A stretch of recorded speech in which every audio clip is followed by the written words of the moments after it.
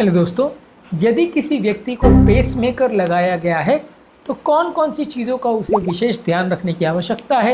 यदि वो पेसमेकर के साथ कोई प्रॉब्लम्स नहीं चाहता है या कोई एक्सरसाइज रिलेटेड इश्यूज़ नहीं चाहता है, आज इस पर बात करेंगे।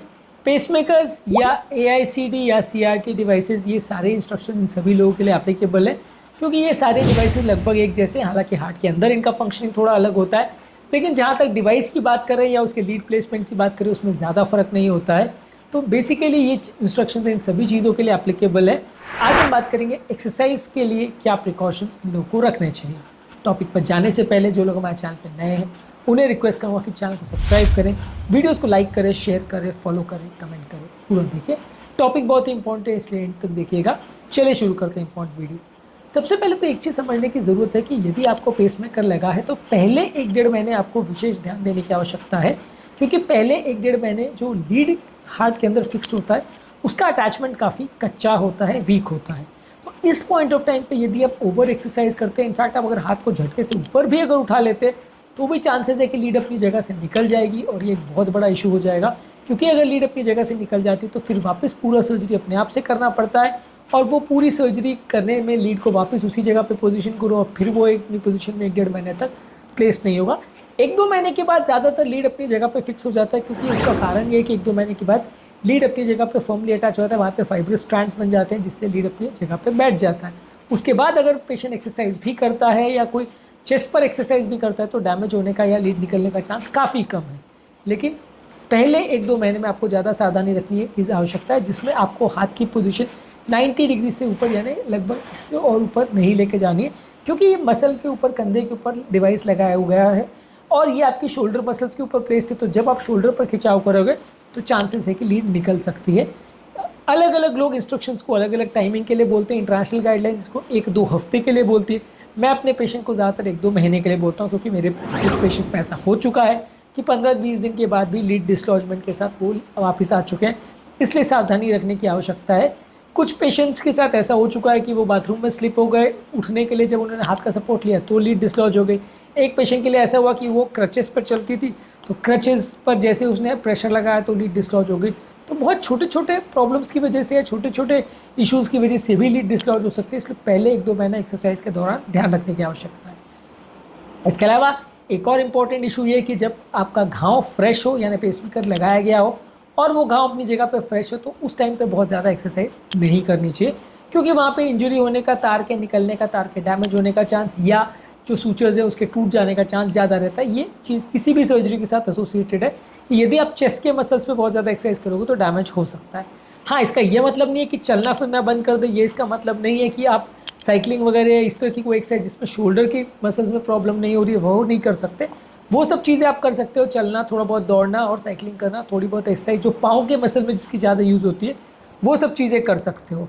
पर हाथ को बहुत ज़्यादा उठाना, एरोबिक्स करना, स्विमिंग करना या भारी वजन चेस्ट पर उठाना या शोल्डर के ऊपर उठाना, ये सारी चीज़ें मत करिए, नहीं तो लीड डिसलॉज होने का चांस और सर्जिकल साइट में डैमेज होने का चांस या घाव के वापस खुल जाने का चांस या वहाँ पे कुछ इश्यूज़ हो जाने का या इन्फ्लेमेशन होने का चांस बढ़ सकता है। इसके अलावा ज़रूरी है कि आपके हेल्थ केयर प्रोवाइडर या आपके पेसमेकर स्पेशलिस्ट के साथ एक बार डिस्कस कर लें, क्योंकि अलग अलग पेशेंट की अलग अलग रिक्वायरमेंट्स हो सकती है, अलग अलग पेशेंट के अलग अलग इश्यूज़ हो सकते हैं। किसी को साथ में हार्ट फेलियर है, किसी को नहीं, किसी को कुछ प्रॉब्लम है, किसी को नहीं। तो ये सारे इश्यूज़ आपको जानना और समझना ज़रूरी है।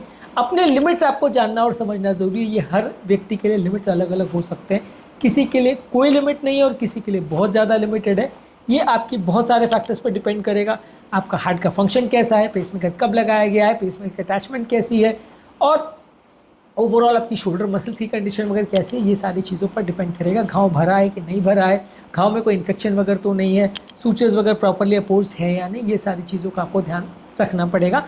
ये सारी चीज़ों के हिसाब से ही डिसाइड होता है कि आप कौन सी एक्टिविटीज़ कर सकते हो, कौन सी नहीं। इसके अलावा लो इम्पैक्ट एक्टिविटीज़ चूज़ करिए, जैसे walking, cycling, swimming. Swimming usually late stage में आप कर सकते हैं, एटलीस्ट 3-4 महीने के बाद। अर्ली 1-2 महीने में तो बिल्कुल मत करिए। इसके अलावा कोई टाई ची या फ्लूइडिक डांस जैसी चीज़ें कर सकते हैं, पर ज़्यादातर जो भी शोल्डर मसल्स की एक्टिविटीज़ है वो मेरे रिकमेंडेशन है कि 1-2 महीने के बाद ही करिए, उससे पहले नहीं। ज़्यादातर हर एक्सरसाइज में थोड़ा वार्मिंग अप और कूलिंग डाउन करिए, क्योंकि ये सारे पेशेंट्स को कार्डियक प्रॉब्लम होती है।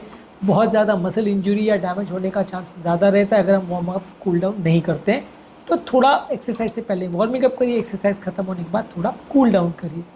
इसके अलावा आपकी बॉडी के जो इंपॉर्टेंट सिग्नल्स हैं उनका ध्यान रखिए। कई बार ऐसा होता है कि आपकी बॉडी के कुछ सॉफ्ट सिग्नल्स होते हैं, कुछ परेशानी होती है आपकी बॉडी को, तो आपको बताना जताना ज़रूरी है।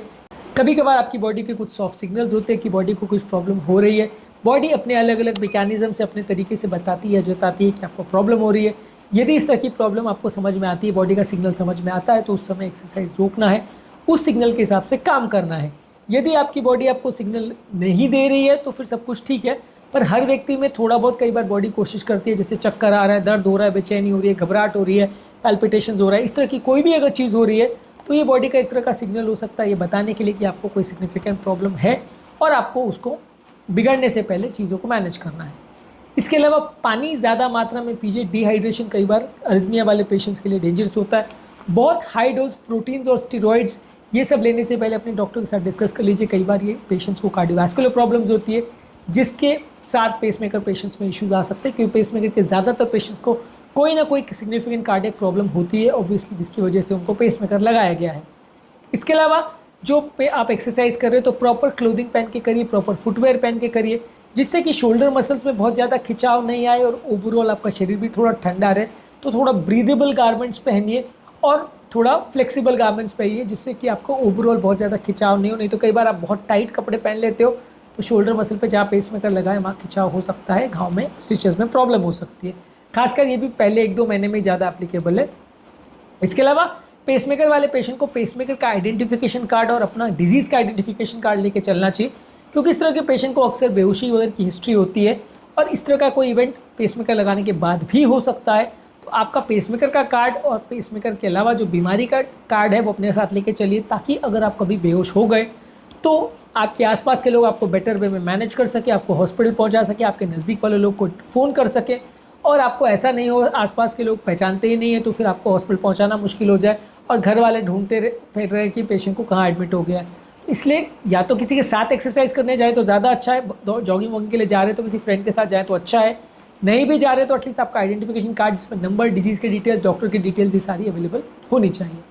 इसके अलावा रेगुलर फॉलोअप करते रहिए, क्योंकि कई बार थोड़ी डिजीज़ रिलेटेड इश्यूज़ होते रहते हैं, लॉन्ग टर्म भी थोड़ी प्रॉब्लम्स होती रहती है। तो पेसमेकर सही चल रहा है कि नहीं, लीड के इम्पीडेंस और करेक्शन वैल्यूज़ ठीक है कि नहीं, चेस्ट में कोई इंजरी अगर हो गई तो लीड को कोई डैमेज वगैरह तो नहीं हुआ, ये सारी चीज़ें रेगुलरली चेक करते रहेंगे हर 6 महीना में, साल भर में, तो अच्छा है। डिवाइस में अगर कोई प्रॉब्लम होती है तो जल्दी डिटेक्ट हो जाए तो ज़्यादा अच्छा है। खासकर किसी इंजरी होने के बाद या आप गिर गए, चोट लग गई, तो एक बार फिर से चेक करा लीजिए डिवाइस, ताकि मान लीजिए अगर कोई ऐसी इंजरी या प्रॉब्लम हुई है तो सही समय पर उसका ट्रीटमेंट या निवारण किया जा सके, नहीं तो आपको आगे जाकर उसमें दिक्कत आ सकती है। आज के टॉपिक में हमने बात करी यदि किसी व्यक्ति को पेसमेकर लगाया जाता है तो उसके बाद एक्सरसाइज से संबंधित क्या क्या चीज़ें उसको ध्यान रखने की आवश्यकता है। इसके अलावा पेसमेकर संबंधित हमने बहुत सारे अलग वीडियोस किए, बाकी कार्डियक पेशेंट में एक्सरसाइज के क्या प्रिकॉशंस है इस पर बहुत सारे वीडियोस के, इन्हें जरूर चेकआउट करें। उम्मीद करूँगा कि आज के टॉपिक में कुछ नया जानने को मिला होगा। जो लोग हमारे चैनल पर नए हैं उन्हें रिक्वेस्ट करूँगा कि चैनल को सब्सक्राइब करें, वीडियोज़ को लाइक करें, शेयर करें, फॉलो करें, कमेंट करें, पूरा